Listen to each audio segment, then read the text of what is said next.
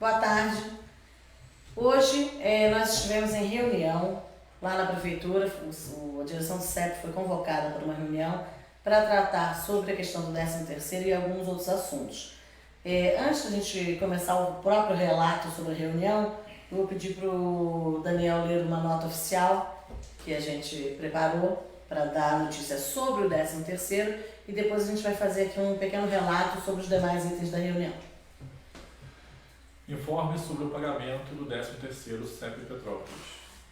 A direção do CEP Petrópolis foi chamada para uma reunião nesta quinta, na prefeitura, em que lhe foi informado que o pagamento dos 75 restantes, referente ao 13º, será efetivado no dia 20 de dezembro. Na oportunidade, ressaltamos o descontentamento da categoria em relação à falta de comunicação e transparência por parte do governo, que já poderia ter anunciado, desde o início do mês, o não pagamento no dia 30 de novembro. Analisamos o Estatuto do Servidor no artigo 107, que define o seguinte: a gratificação será paga em até 2 parcelas, devendo a primeira ser paga até o dia 30 do mês de novembro e a segunda até o dia 20 do mês de dezembro de cada ano. O Estatuto não estabelece, assim, o percentual de cada parcela, ficando a critério da administração. Portanto, só podemos tomar qualquer medida legal na possibilidade da divulgação do não pagamento da segunda parcela no prazo estipulado pelo Estatuto, isto é, dia 20 de dezembro. Saudações sindicais. Então nós colocamos esse anúncio em todos os nossos grupos de WhatsApp, vai estar no Facebook também, para dar uma resposta sobre a ansiedade, né, de todo mundo, inclusive nós todos aqui, que somos funcionários da rede, sobre a questão de amanhã estar no pagamento ou não. Agora falando sobre a reunião em si. Primeiro que essa reunião foi de última hora, então nós não estávamos até hoje aguardando também um posicionamento da prefeitura.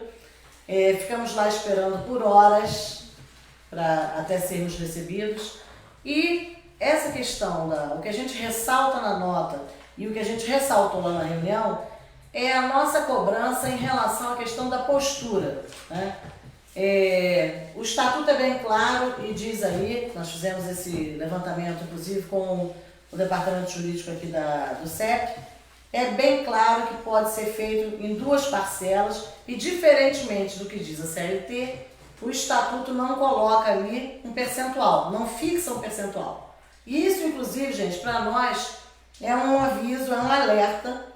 Nós precisamos pedir a modificação, a revisão do Estatuto do Servidor, que em vários pontos está precisando de revisão, e esse é um deles. Tem que estar estabelecido um percentual. Por quê? Se não tem um percentual estabelecido, pode ser dado qualquer valor na primeira parcela, 5%, 10%, e o restante na segunda parcela.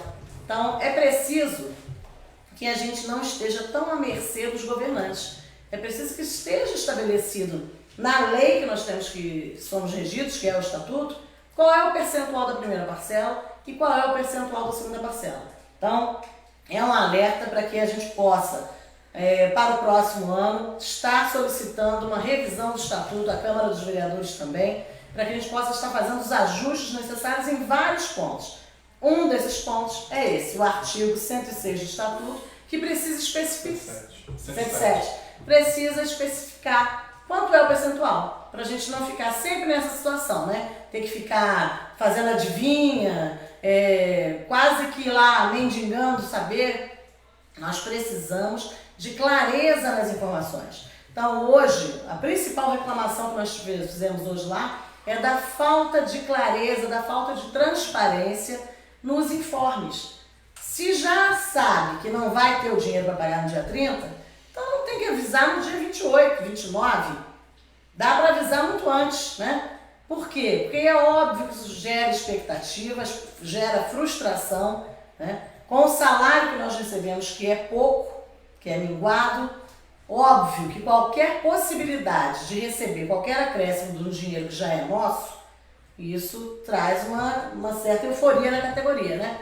Então é muito ruim quando às vésperas do pagamento o governo chama o sindicato para dizer que não vai pagar. Não precisava nem ter chamado. né? Isso poderia ter avisado por um ofício, por um e-mail. Não tem cabimento uma situação dessa. Então, deixamos muito claro isso hoje lá, que isso é muito ruim, que a categoria ficou imensamente insatisfeita em relação a isso. Vou pedir para os meninos que também estavam na reunião me complementarem, por favor. O foco principal do que a gente tentou passar lá, né, para os representantes do Executivo que estavam na reunião, é justamente essa necessidade.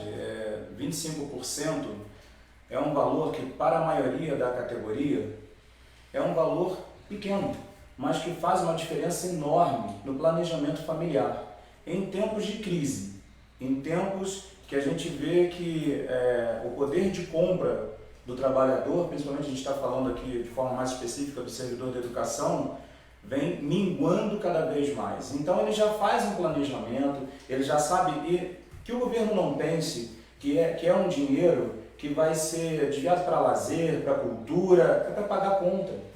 Para pagar aquela conta que está vencida, é para pagar um remédio que já está precisando, a fatura do cartão de algo que já foi gasto para trás. Então existe a necessidade desse planejamento. É o seu dinheiro, né? É o dinheiro. Então quando a gente pede que as coisas sejam avisadas com antecedência, é para isso. Para que a gente possa, inclusive, informar a categoria. A gente, inclusive, não questionou o fato de não ter o dinheiro, porque houve toda uma explicação técnica que não cabe aqui a gente fazer esse advento pelo governo. Eles que façam. Se eles querem fazer uma explicação técnica da forma de execução de verbas que vem do federal, que vem do estadual, de arrecadação, que passe essa informação para os munícipes, para os servidores da educação, para os servidores de um modo em geral. O que a gente pede só é clareza, e isso a gente vem pedindo desde sempre, né? Sim. Clareza nos procedimentos, avisem com antecedência. Você já sabe que não vai ter o dinheiro,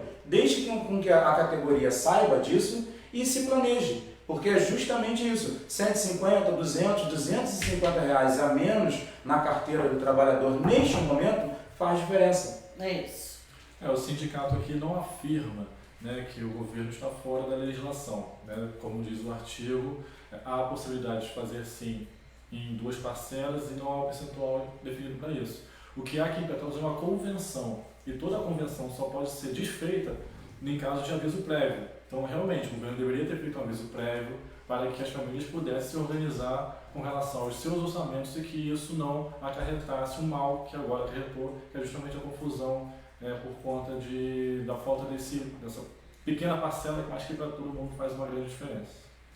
Foi o que nós pedimos ao governo, até mesmo se acontecer novamente, né? Que ele devia ter avisado isso dia 1º do mês de novembro, né? O servidor conseguisse planejar melhor. Ele deixou estipulado que dia 20 de dezembro sairá os 75%. A gente deixou bem claro para ele que se isso não acontecer até o dia 10, ele ter essa noção, a gente poder comunicar, para a gente poder tomar as atitudes do sindicato, movendo uma ação. Mas a reunião não foi toda ela ruim, né? Apesar dessa notícia ruim, tivemos notícias boas. Só continuar com relação à questão do 13º, uma dúvida que também já estava rolando nos grupos sobre a questão de por que não se tomou ou não vai se tomar nenhuma providência por enquanto, né? Em 2016 nós tivemos uma situação parecida, só que não igual. Em 2016 houve o anúncio formal do governo de que não haveria pagamento da segunda parcela do 13º, tá? De que não haveria 13º em dezembro. Então aí, diante desse anúncio, nós pudemos entrar na justiça, solicitar o arresto, tá? O CEP, outros sindicatos também entraram, porque houve essa confirmação, um anúncio. Dessa vez não, houve um anúncio de que o pagamento será dia 20. Então até dia 20 nós não temos nenhuma providência legal a tomar, tá? Até dia 20 está dentro do prazo legal estabelecido pelo Estatuto. Essa é a diferença, tá? Se houvesse qualquer questão legal a ser tomada agora, é óbvio que o Departamento Jurídico do CEP já estaria encaminhando isso. Como o Fernando colocou, nós também aproveitamos a reunião para debater outras questões. Uma delas é a questão do triênio. Nós reafirmamos a questão de que há um grupo formado para trabalho, para o estudo da concessão do triênio. Então, se esse grupo já está formado, se o trabalho já está adiantado, nós recolocamos a questão da importância do começo do pagamento, do começo do descongelamento. Tá? Então, a fala dos representantes do governo que lá estavam na reunião, nessa reunião de hoje, o prefeito não estava, quem estava representando a prefeitura lá era o secretário de gabinete, chefe de gabinete Renan Campos, e o secretário de administração Marcos Vancirraza. Os membros do governo afirmaram que o triênio começa agora em dezembro. Isso é uma cobrança que nós vamos fazer todos os dias de dezembro. Não dá. Já havia uma predisposição para que esse triênio começasse também. Inclusive, nós achamos que estariam priorizando a questão do 13º em detrimento do triênio, mas não dá para as duas coisas não saírem. Não tem como, né? Então, nós deixamos bem claro hoje essa cobrança de que o 13º precisa ser pago e o triênio precisa começar, o descongelamento. Assim foi com a questão do quinquênio e da questão do enquadramento de formação. Tem que começar, tem que descongelar, que aí sim a coisa começa a caminhar. Enquanto não começa o descongelamento, não dá para a gente crer que aquilo vai acontecer. Então, uma coisa é uma promessa, outra coisa é efetivar o início do pagamento. Então, nós estamos cobrando formalmente, cobramos hoje e estaremos cobrando todos os dias do mês de dezembro o cumprimento do início do descongelamento dos triênios. Tá? É uma coisa que a gente deixou muito claro hoje lá também. E uma outra questão que nós já estamos cobrando há bastante tempo é a questão do piso do RET. É preciso que seja estabelecido agora, no mês de dezembro, a modificação do piso do RET. Isso vai ter efeito financeiro agora, esse mês? Não. Vai ter efeito financeiro em dezembro? Não. Vai ter efeito financeiro em janeiro? Também não. Na verdade, a definição, a redefinição do valor do piso do RET só vai ter efeito financeiro no mês de março. Porque quem vai trabalhar em fevereiro só vai receber no final de fevereiro, né? Início de março. Então, precisa definir agora, é justamente isso. Quanto vai ser o valor do piso do RET? Por quê? Porque isso tudo influencia, inclusive, na carência de professores nas turmas do ano que vem. Então, é preciso, uma coisa que a gente fala desde o início, planejamento. O ano de 2020 já está aí, no início do ano, a gente não terminou esse, mas o início do ano letivo já está marcado, já tem calendário. Na revista desse mês, já saiu o calendário, inclusive, de 2020. É preciso que, para que as aulas comecem na primeira semana de fevereiro, a gente já tenha tudo planejado. Não dá para planejar isso lá em fevereiro. Em fevereiro, e até mesmo do servidor, o professor, saber se ele vai querer ou não, né, fazer o resto, salário compensa ou não. Outra coisa que nós levantamos hoje é a questão do concurso público. Né? Todo mundo também foi divulgado essa semana, esse assunto a gente já vem tratando há meses, desde o início do governo, posso afirmar, em relação à questão dos contratos, do fim dos contratos, de cessar essa questão do RPA, e agora a Justiça resolveu, né, tomar partido da educação, tomar partido dos trabalhadores e mandar cessar. Então, existe já ordem formal para que os contratos cessem. Tem prazos estipulados. Então, nós colocamos hoje a necessidade do que vai ser. Vai ser concurso? No primeiro mês vai ser o quê? Vai ser processo seletivo? Tem que definir o que vai ser. Por quê? Porque não dá para começar o ano sem saber quem vai trabalhar onde, quantas pessoas tem, quantas pessoas serão necessárias para o concurso. Planejamento. Sem planejamento não acontece nada. Nós somos defensores de que somente haja entrada no serviço público através de concurso. Então é isso que nós vamos solicitar. Tem que esclarecer logo as regras do concurso, tem que lançar logo as licitações para que as empresas que fazem as provas, que fazem o processo todo, já possam estar se inscrevendo. E, inclusive, nós declaramos aqui na semana passada, e estamos recolocando hoje, que o CEP vai estar montando um curso preparatório para esse concurso. Né? A gente vai estar lançando agora em dezembro como vai funcionar, aguardando o mês de janeiro para que as pessoas possam estar se inscrevendo no curso, para começar as aulas em fevereiro também. Então, todo mundo que é da rede, que é filiado ao CEP, que pretende trocar de função, nós temos uma das questões que nós vamos falar daqui a pouco, que é a questão do educador infantil. Todo mundo que é educador infantil, que quer passar a professor, todo mundo que se graduou, porque nós temos uma rede que estuda, uma rede de pessoas que se prepara e que vão ter no concurso a oportunidade também de estar modificando o seu cargo, né? Só existe um meio de modificar cargo, é por concurso, tá? Então as funções são estabelecidas lá no edital, depois são reestabelecidas no plano de cargos e salários, mas para mudar o cargo, só através de concurso. Então, uma coisa que a gente fez no programa da semana passada foi, nós pegamos a página 37 da revista e queria fazer aqui um agradecimento rápido a todas as pessoas que estão envolvidas na distribuição da revista, né?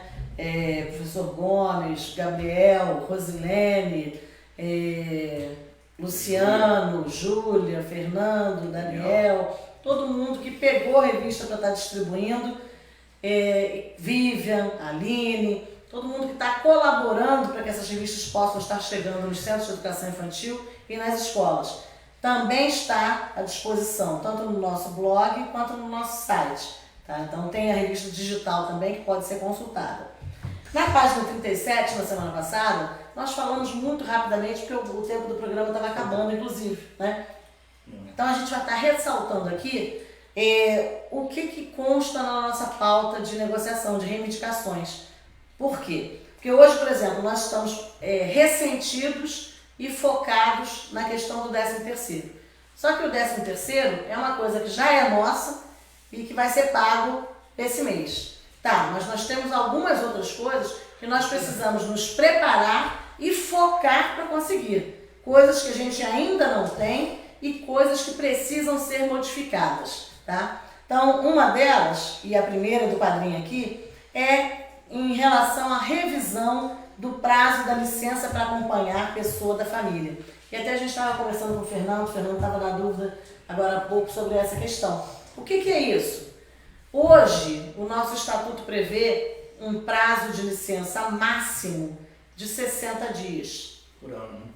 Durante o ano, 60 dias, durante o período de 12 meses. São 12 meses. Tá? Então, você só poderia tirar uma nova licença para acompanhar a pessoa da família dali a 12 meses. Só que qual é o nosso pedido? O nosso pedido é que isso seja ilimitado? Não. A nossa intenção em colocar essa questão é através do acompanhamento diário que a gente faz aqui. O CEP é procurado mensalmente por várias pessoas que passam por esse problema. Doença, ela não é igual de um indivíduo para o outro, né? O Luciano tem uma situação, eu tenho outra, o Daniel tem outra, o Fernando tem outra. Qual é a nossa ideia em relação a isso? É que essas doenças, essa licença para acompanhamento de pessoa da família, ela seja feita no mesmo critério da licença para pessoal, né? Por quê? Porque o atestado que eu tiver, o laudo que eu tiver da pessoa da minha família, deve ser levado à perícia médica e ser analisado individualmente. Então, tem situações que eu não preciso de 60 dias. Tem situações que uma semana resolve. Tem situações que 30 dias resolve. Tem situações que precisa de 90 dias. Tem situações gravíssimas que a pessoa precisa de 6 meses. Então, tem que ser analisado caso a caso. Não pode ter um pacote fechado para isso. Entendeu? Por quê? Às vezes a gente acompanha vários casos em que as pessoas, inclusive, utilizam a licença prêmio para isso, né? Então, a licença que você deveria pegar, utilizar para descansar, para passear, para fazer uma coisa diferente que você queira, não, você acaba usando para acompanhar uma pessoa da família. Então, é tudo dentro da maior seriedade possível, né? Porque nós acreditamos que as pessoas que tiram licença porque precisam, porque estão doentes, estão precisando de afastamento. Então, nós defendemos isso, que nesse caso haja essa análise, não é isso? Exatamente dessa forma, né? O caso sendo analisado de forma individual, pessoal. Cada caso é um caso e a gente sabe, a gente acaba convivendo com isso aqui nos nossos atendimentos, é que a gente vai ter uma boa parte dessas licenças que não precisarão de 60 dias.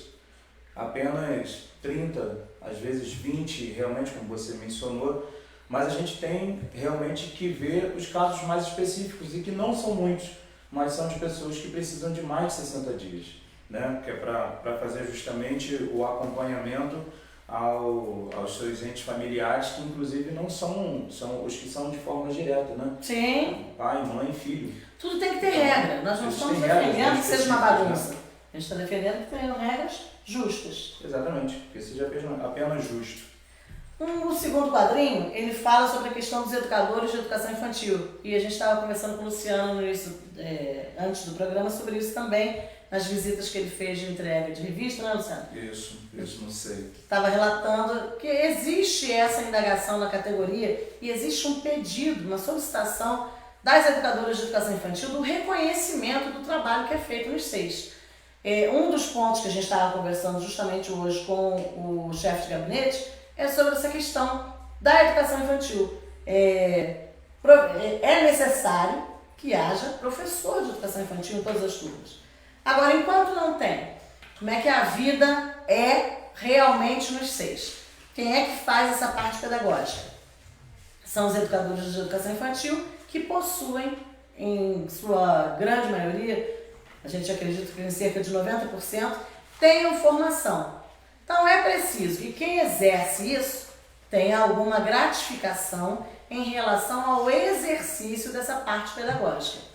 Não existe, e a gente tem que deixar isso muito claro aqui, não existe troca de cargo.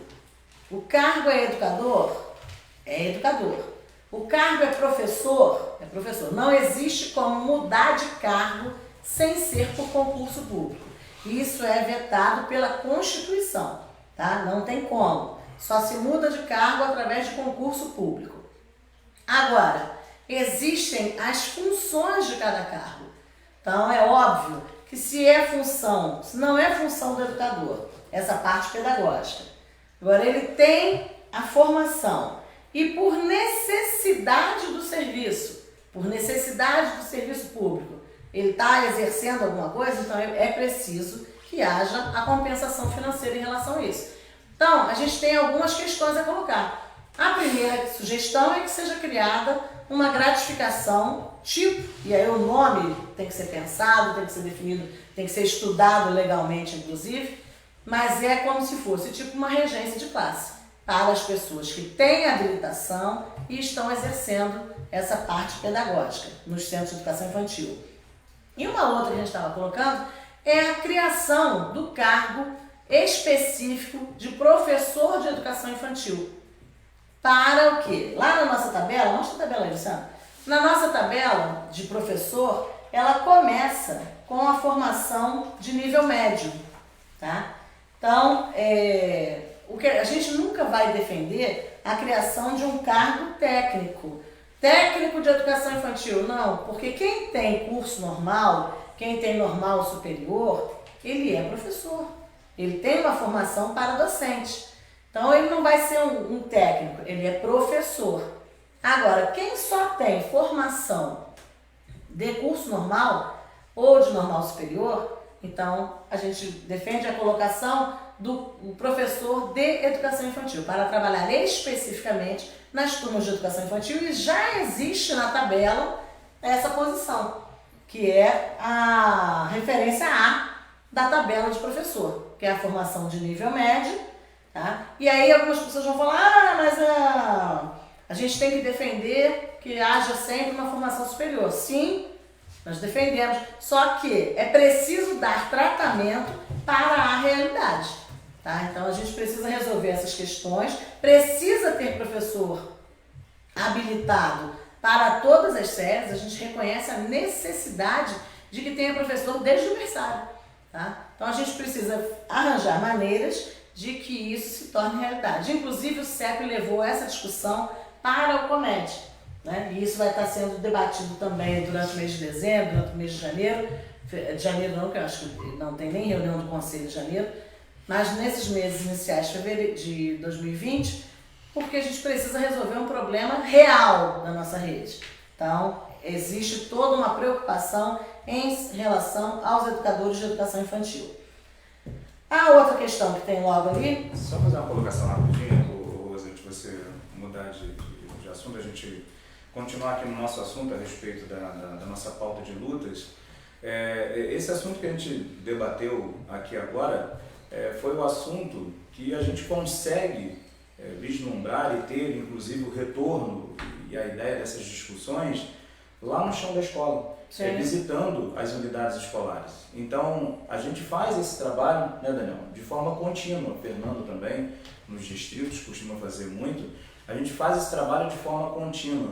E uma das ideias de todos os diretores do CEP é justamente isso, é ouvir de forma frequente quem está no chão da escola, quem está lá no dia a dia, no cotidiano escolar, aquilo que é funcional, aquilo que é prático e que demonstra de forma indiscutível a realidade da nossa rede. Aqui todos nós viemos de escola, ninguém aqui saiu de um cargo administrativo da prefeitura, ou de uma secretaria, ou de qualquer outra função, ou uma outra situação que não tenha sido de dentro da escola.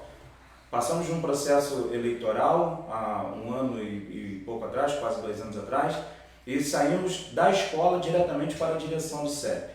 Então, a gente já carrega essa realidade, a gente já traz essa realidade para dentro do CEP. E hoje, mais do que isso, nós vamos até as unidades para ouvir quem está trabalhando, para ouvir quem está no dia a dia, para ouvir quem está na labuta, quem está passando por todas as dificuldades. E numa dessas conversas, inclusive, foi muito enriquecedora uma conversa lá, que foi entregar a revistas e passar alguns informes atualizando a situação.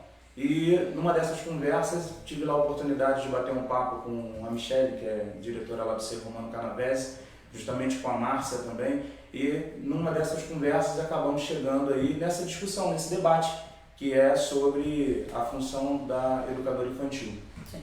Só deixar claro que não tem nenhum projeto específico fechado, né? Nós estamos fazendo estudos jurídicos em relação a isso também, e também acompanhando a discussão que vai ser feita no Conselho Municipal de Educação. Tá? Então, estamos abertos também aos projetos, às solicitações que as próprias educadoras de educação infantil queiram trazer para essa discussão. Inclusive, nós montamos uma plenária de educadores de educação infantil, o pessoal trouxe um vasto material também para servir de embasamento nesse estudo. Essa mesma batalha que nós estamos travando aqui, vamos começar a travar aqui, está sendo feita na Prefeitura do município do Rio de Janeiro em relação às assistentes de educação infantil lá. Tá? Então é uma coisa que o CEP já vem estudando, já vem tentando resolver há algum tempo. Uma outra questão, e que a gente vem debatendo também há bastante tempo, gente, é sobre a questão das intérpretes de Libras. No concurso passado foi criado esse cargo, né, fez parte do edital, e foi estabelecida a carga horária e o piso para essa função. Isso precisa ser revisado. Por quê? Porque tanto o piso quanto a carga horária não condiz com o cargo que é de intérprete de Libras. Intérprete de Libras é uma profissão reconhecida nacionalmente. Então existe um piso que é nacional, existe uma carga horária estabelecida, tá? Então é preciso que haja uma adequação em relação ao piso e à carga horária dos intérpretes de Libras na nossa rede. E inclusive, se houver nesse concurso novamente vagas estabelecidas, já tem que ser com a legislação acertada. Então quando a gente fala que a gente precisa participar da construção dos editais, poder dar palpite, é justamente pelo que o Luciano falou, porque a gente colhe da categoria tudo que está acontecendo de errado, tudo que foi feito de maneira equivocada e que precisa ser revisado. Então, em relação aos intérpretes de Libras, essas correções precisam ser feitas, inclusive, antes do próximo concurso. Revisão do piso das secretárias. As secretárias escolares, inclusive, também tem um grupo formado no CEP, com várias secretárias que fazem parte, né, que tem trazido essa contribuição para a discussão, e os pedidos delas são muito simples. As secretárias, quando você entra para a prefeitura e você vai fazer o concurso, está estabelecido lá que você tem que ter um curso técnico, não é só um curso de ensino médio, né? É uma carreira que começa com o ensino técnico. Então tem que ser feita uma correção na nossa tabela, tem que ser encaixado ali, depois do nível médio, o nível técnico. Então, nível médio é o primeiro, tem que ter segunda, o B tem que ser o técnico, o C tem que ser o graduação. E isso vai fazer diferença, traz diferença inclusive no piso dessa categoria. Então é uma coisa que a gente já tem também levado ao governo, tem discutido e tem que ser implementado. É uma correção dentro da tabela, porque isso vai modificar o piso. Se modifica o piso das secretárias, modifica toda a carreira. Então não é nada, não é um absurdo que elas estão solicitando, é adequação do plano de cargos e salários. Então quando a gente coloca lá, tem que ser feitas algumas adequações ao estatuto, também tem que ser feitas algumas adequações dentro do plano de cargos e salários. E inclusive as secretárias têm feito também, e nós fizemos um encontro com a secretária de Educação e representantes das secretárias e direção do CEP, em que foi entregue, inclusive, um documento à secretaria, colocando algumas questões em relação à cidade, em relação ao sistema de matrículas. Então, uma das questões que esse grupo sempre ressalta é o que a gente coloca também sobre a questão da comunicação, né?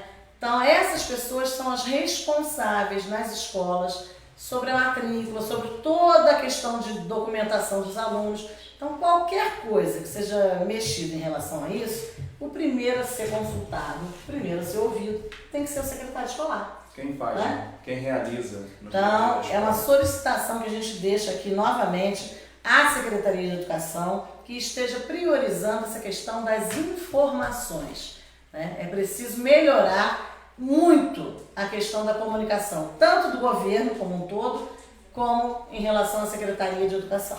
E essas adequações, das quais nós estamos falando agora, é histórica, ela vem de anos atrás, desde a formalização do nosso PCCS, mas daqui para frente, né, o nosso pedido ao Executivo, na hora da execução do texto, da formalização do edital, não da parte técnica, da parte de licitação. Isso daí é a parte técnica, cabe ao Executivo, ao planejamento, enfim. Mas na elaboração do edital, o nosso pedido para que a gente participe é justamente por conta disso, para que a gente minimize daqui para frente as possibilidades de adequações, porque a gente sabe o quanto é difícil realizar essa adequação. Sim, depois de pronto. Depois de pronto, tem que levar para a Câmara, tem que ser votado, tem que fazer uma análise de impacto orçamentário. Então, para que isso não ocorra mais daqui para frente, para que a gente não tenha que fazer mais nenhuma adequação, né? Então, para que minimamente a gente minimize, diminua a probabilidade dessas adequações, é que a gente pede que a gente esteja inserido, não só como CEP, como também o COMED, a própria comunidade escolar, que esteja inserida na execução desse edital. Nós temos dois documentos que são básicos para todo servidor público. No caso da educação, nós temos o Estatuto do Servidor e o Plano de Cargos e Salários. Então, são documentos que são elaborados e que não são revistos a todo momento.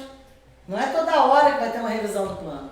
Então, nós precisamos, o plano já existe desde o ano de 2011, então a previsão legal é que de 2 em 2 anos ele recebesse essa revisão. A última revisão foi feita unilateralmente pelo governo e foi catastrófica, foi a questão da mexer no RET, mexer em carga horária de orientação pedagógica, direção, sem consulta à categoria, sem consulta ao sindicato. Então, o que nós estamos solicitando é que no ano de 2020 haja revisão desses dois documentos, porque os prefeitos entram e saem, vêm e vão, mas esses documentos eles estabelecem a nossa carreira, né? Então, é preciso que eles estejam adequados às necessidades do serviço e às necessidades dos servidores. Então, é preciso haver logo essa revisão.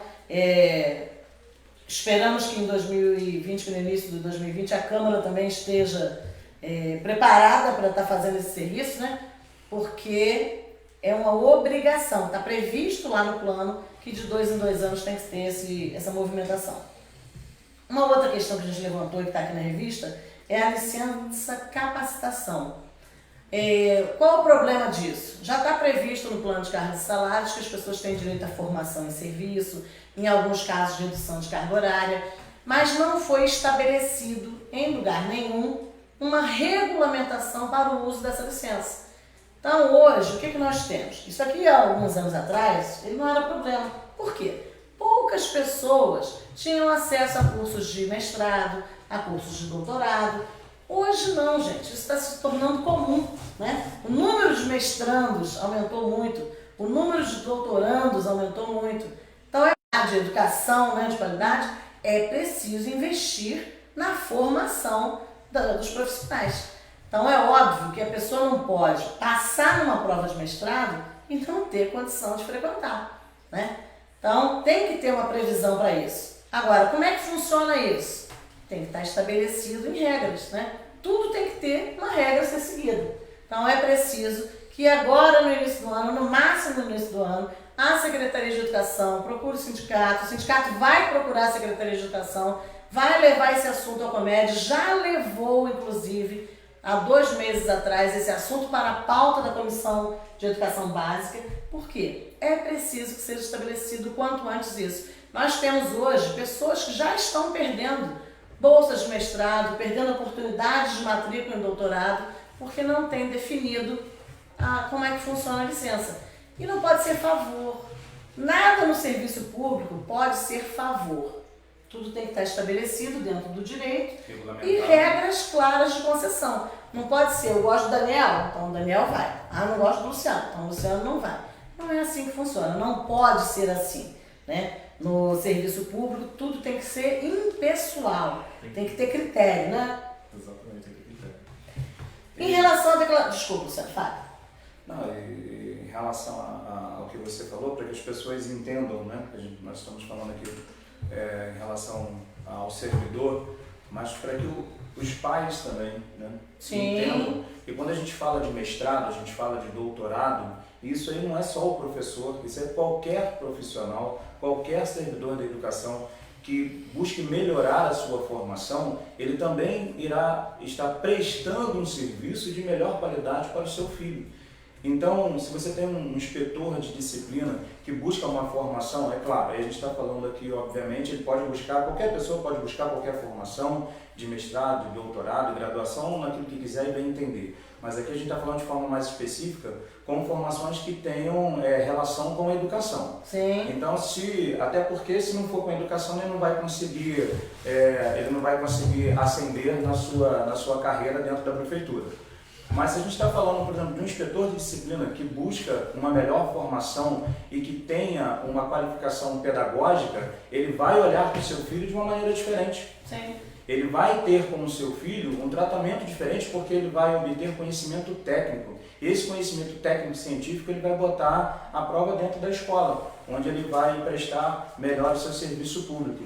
Agora, é a mesma coisa em relação ao professor. Um professor que busca melhorar a sua formação, ele tem mais a oferecer para os seus alunos. E isso cabe, obviamente, ao executivo aprofundar essa licença. A licença, a própria questão também... hoje a gente entende como realidade a questão da demanda e da defasagem da rede.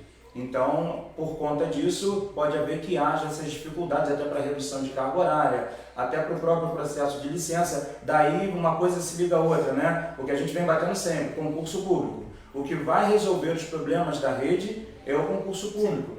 E daí a gente vem cobrando. O concurso público ele tem que vir para suprir a questão do RPA, para suprir a questão de um possível processo seletivo, que a gente não sabe como isso vai transcorrer daqui para frente, com a intervenção do MP, mas também para os demais direitos que os servidores da educação têm. E isso só se resolverá com o concurso público. Então essa questão da capacitação, isso aí é bom para todo mundo, né? Isso aí. Com relação à declaração de comparecimento ao médico, gente, a gente levantou isso na semana passada, e consta aqui como um dos itens da nossa pauta de reivindicações.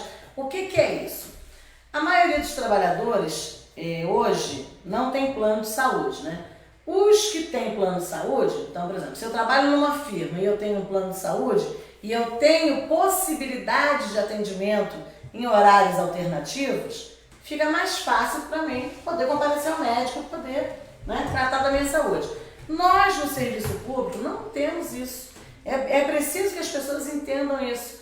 Nós não temos plano de saúde. Então, nós só temos acesso a tratamento médico no SUS. O que eu saiba, e acho que não devo estar enganada, até se eu estiver enganada você me fala, não tem atendimento do SUS à noite, tem? Não. Só se for em um hospital, né? Mas tem Foi posto emergencial. médico à noite? Ambulatorial não. Tem só se ambulatório à for- noite? Não só se tem. for emergência, Pois urgência. é, não tem. Então nós só podemos fazer tratamento e acompanhamento no nosso horário de trabalho. As pessoas na prefeitura, na educação, que trabalham 40 horas, elas só podem fazer tratamento dentro do seu horário de serviço. Não tem outra possibilidade. Não é porque a pessoa é vagabunda, que a pessoa não quer, a pessoa está fazendo corpo mole para trabalhar, não. Não tem um outro horário de funcionamento do serviço de saúde. Então não pode ser penalizado quem precisa ir ao tratamento de saúde. Então eu preciso ir ao médico. Tá, mas aí a declaração, está escrito lá no estatuto, e a gente precisa corrigir isso, está escrito lá no estatuto que eu não tenho o abono dessas horas. Eu só justifico. Não, gente, essas horas para tratamento têm que ser abonadas sim. E o percurso previsto da escola até o local do meu tratamento tem que estar incluído nisso. Ela não vai abonar todo o dia de trabalho com o atestado abona. Agora, não tem como você ir ao médico, você comparecer, a pessoa foi honesta, compareceu à UPA, por exemplo, estava passando mal, tomou a medicação e quer voltar ao trabalho. Se ela fizer isso hoje, ela é penalizada. Por quê? Porque ela vai perder aquelas horas que ela ficou lá, ela tem que pagar essas horas depois. O certo, então, era a pessoa pegar o atestado e não ir, né? Aí ela ganhou o dia inteiro. Então, o próprio estatuto induz as pessoas a situações equivocadas. Então, quem está passando só mal e pode trabalhar no restante do dia, ele tem que ter direito a poder ir no restante do dia, sem perder aquelas horas.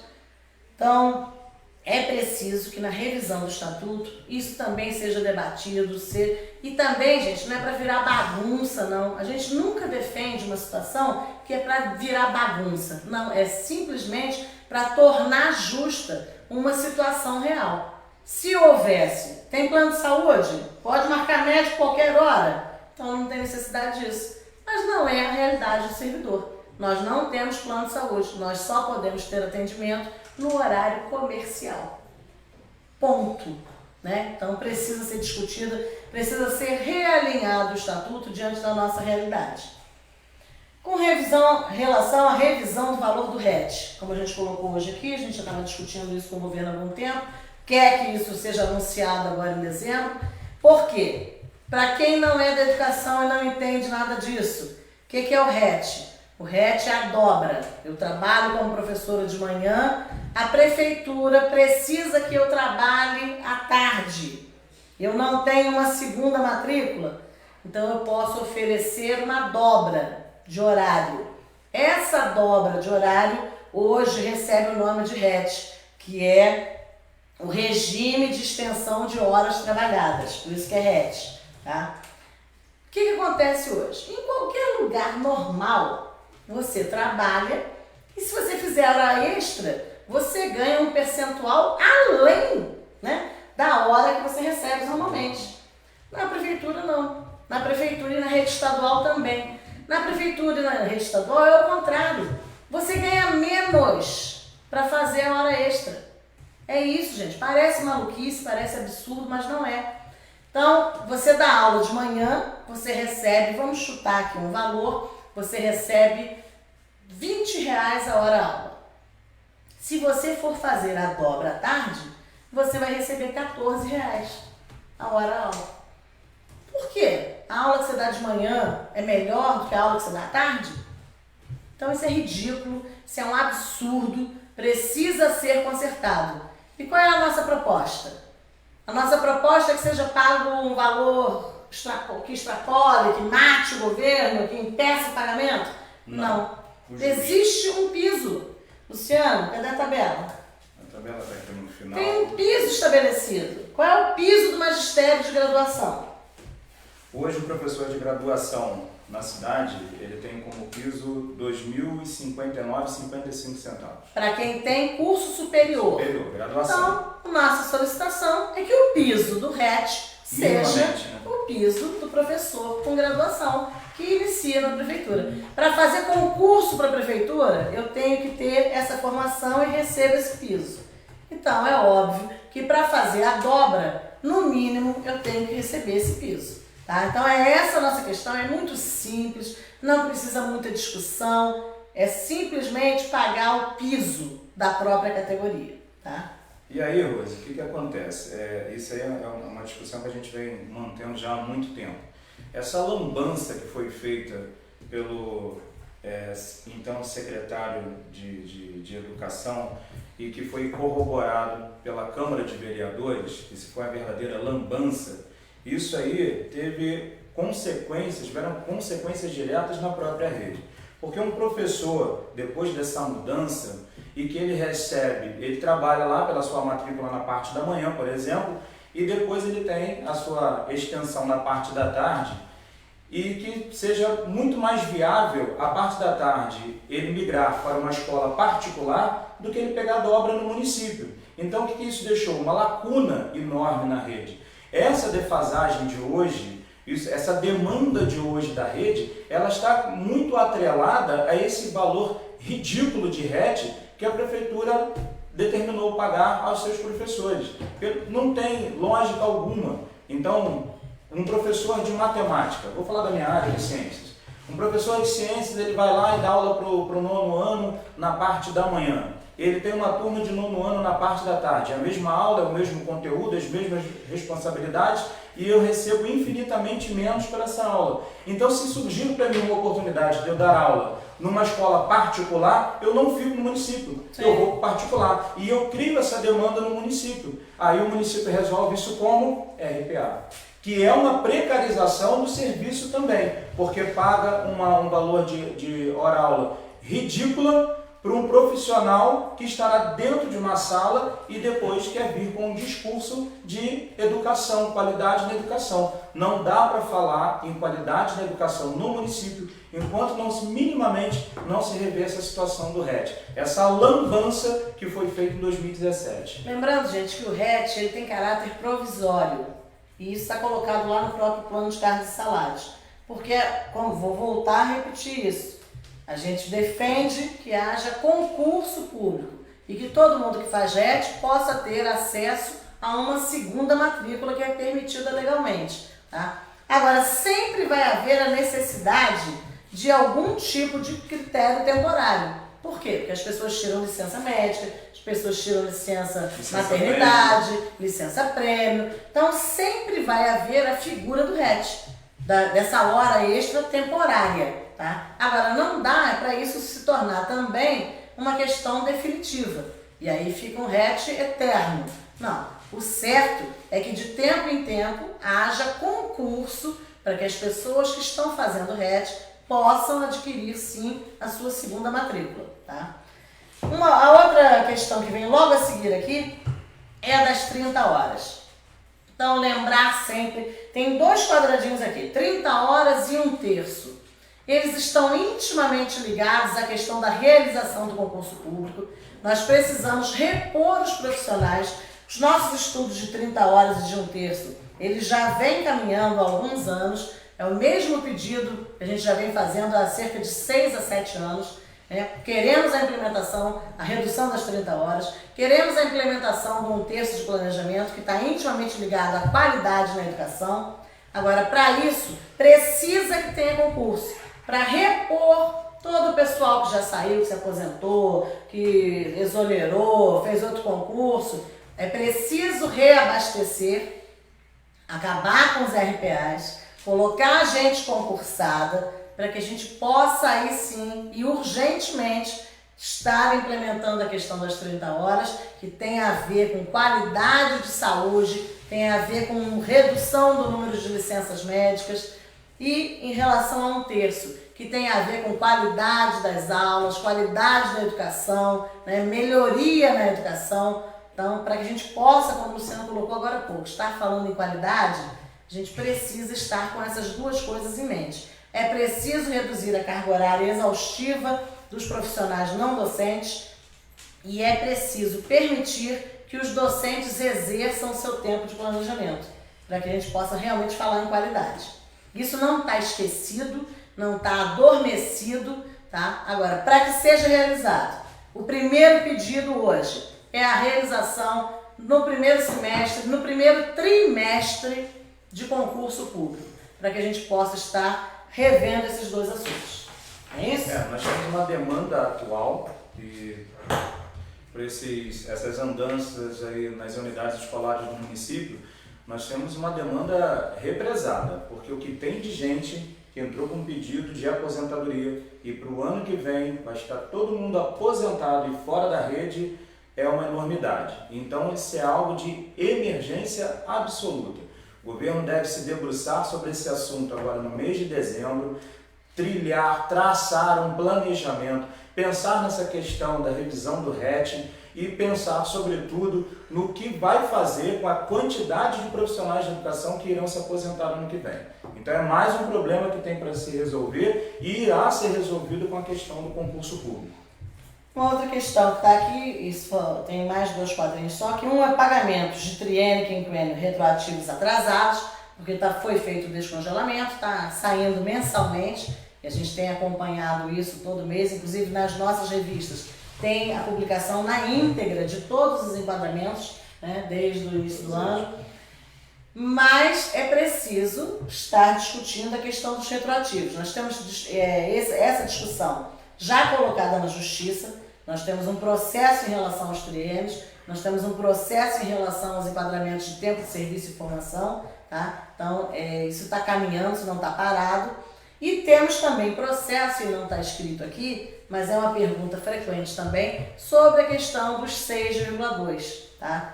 Não está esquecido, isso está colocado na Justiça, já teve vitória parcial, houve recurso da Prefeitura, mas o processo está caminhando também. Já foi estabelecida a inconstitucionalidade do artigo, da lei que derrubou os 6,2, então é uma questão agora de resolver na Justiça, mas já está decidido que aquele corte foi ilegal. Então nós temos direito a essa revisão de 6,2, tá? Então nós estamos aguardando a determinação de cumprimento por parte da Justiça. Tanto nos processos do CEP, quanto do outro sindicato, quanto processos individuais, está mais ou menos tudo no mesmo pé, aguardando a determinação de pagamento por conta da Justiça. Só para ratificar o que a Rose disse, a nossa última movimentação em relação a esse processo foi um pedido do nosso corpo jurídico para que o nosso processo retornasse, né, saísse do órgão especial, que estava justamente para determinar se a lei era realmente inconstitucional ou não, e já tinha sido determinada inconstitucional, então pediu para que retornasse a segunda Câmara Civil do TJ para que desse prosseguimento ao julgamento do mérito. Isso aí. Assim que tiver, com certeza a gente vai passar para a categoria. Uma outra questão em relação à insalubridade para as cozinheiras. É uma discussão que a gente vem colocando também, o Departamento Jurídico montou uma pesquisa em relação a isso e estaremos procurando também agora uma questão de perícia, né? Procurar peritos, porque essa questão tem que ser provada pericialmente, inclusive. Nós estive com o Fernando conversando também lá no Departamento Jurídico em relação a isso. É preciso estabelecer por perícia o que a gente está pedindo, né? Para os auxiliares de serviços gerais foi colocada uma situação, que é a situação do banheiro de uso coletivo. Para as cozinheiras, a questão que nós estamos querendo levantar é a questão da temperatura, questão do ambiente, né? Do fogão, do fogo, do freezer, geladeira, aquela questão da oscilação de temperatura dentro das cozinhas também, os prejuízos que isso causa à saúde, e isso também tem previsão, tá? Tudo isso aí tem previsão na insalubridade, porque a insalubridade, ela tem regras específicas. Então não basta a gente querer conceder insalubridade ou solicitar insalubridade. A gente tem que apresentar critérios que se adequem ao que é permitido hoje, ao que é considerado na legislação trabalhista como causa para a insalubridade. Então, esse levantamento já foi feito, o processo em si, o estudo já foi elaborado, e nós estamos partindo agora para, no início do ano, a contratação de uma perícia para estar podendo entregar esse estudo à Prefeitura, esse projeto, também à Câmara, também ao Conselho Municipal de Educação, para que a gente possa estar debatendo com mais profundidade a possibilidade da criação dessa insalubridade para as cozinheiras, que é uma atividade, inclusive, penosa, como o Fernando estava colocando, né? A questão de peso, panelas. Então, estamos à procura disso, tá? Também não está esquecido. Estamos caminhando e às vezes a gente não divulga porque a situação ainda está em estudo, né? Então, a gente tem o cuidado de só estar anunciando ou quando o estudo está concluído ou quando a gente já vai tomar alguma medida, né? Porque senão a gente também cria uma expectativa que não tem previsão de cumprimento. Então isso é ruim também. A gente procura sempre estar divulgando quando já está com a coisa encaminhada. Para quem não pegou o programa do início, e aí eu estava vendo aqui, acompanhando o celular do Luciano, que ele deixa aqui para a gente ver as perguntas, sobre a questão do 13º, a direção hoje foi comunicada oficialmente pela Prefeitura de que o pagamento dos 75% restantes do 10º será feito no dia 20 de dezembro. E eu vou pedir, inclusive para a gente encerrar hoje o programa, que o Luciano faça novamente, na primeira parte foi o Daniel que fez a leitura, vou pedir para o Luciano fazer novamente a leitura da nota em respeito aos espectadores que ligaram agora, né, as pessoas que entraram no Face agora, várias perguntas ainda sobre essa questão. Então a gente vai fechar hoje com essa nota oficial do CEP. Vamos lá, a direção do CEP Petrópolis foi chamada para uma reunião nesta quinta-feira na Prefeitura, em que ele foi informado que o pagamento dos 75% restantes, referente ao 13º, será efetivado no dia 20 de dezembro. Na oportunidade, ressaltamos o descontentamento da categoria em relação à falta de comunicação e transparência por parte do governo, que já poderia ter anunciado desde o início do mês o não pagamento no dia 30 de novembro. Analisamos o Estatuto do Servidor no artigo 107, que define o seguinte: a gratificação será paga em até 2 parcelas, devendo a primeira ser paga até o dia 30 do mês de novembro e a segunda até o dia 20 do mês de dezembro de cada ano. O Estatuto, portanto, não estabelece assim o percentual de cada parcela, ficando a critério único da administração. Portanto, só podemos tomar qualquer medida legal na possibilidade de divulgação do não pagamento da segunda parcela no prazo estipulado pelo Estatuto, isto é, até o dia 20 de dezembro. Saudações sindicais. Até a próxima semana, mais um programa Educação de Classe.